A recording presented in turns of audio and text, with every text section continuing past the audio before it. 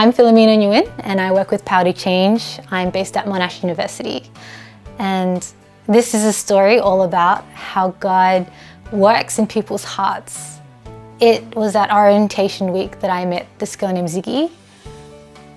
I was just at the store looking for people to talk to, hoping to share the gospel, when a friend came alongside me and said, "Hi Phil, this is Ziggy. She wants to hear more about Christianity."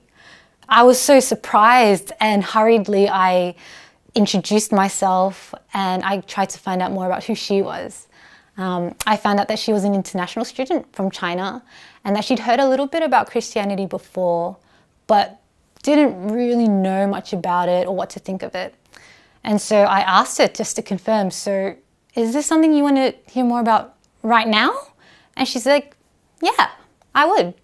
And so we sat inside the stall and I took out the Knowing God Personally booklet, where I explained to her some of the fundamental truths of Christianity, and we just talked about the gospel together. She had questions, which is really awesome. And at the end of it, I asked her, "Are you wanting to live a self-directed life, or do you want to live a Jesus-directed life?" And she said, "I want to live a Jesus-directed life." I wasn't so sure that she really understood what she was really getting into. And so I started again from the beginning and asked her, "Oh, do you clearly understand these 4 points that I'm sharing with you about?" At the end of the second time that I shared the gospel with her, I shared with her a prayer that she could say if she wanted to trust Jesus and choose to follow him. And at the end of it, I asked her, "Is this something you could say right now to God and mean it?"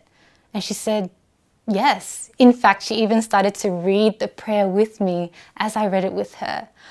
Again, I was so surprised. I'd never experienced something like this before.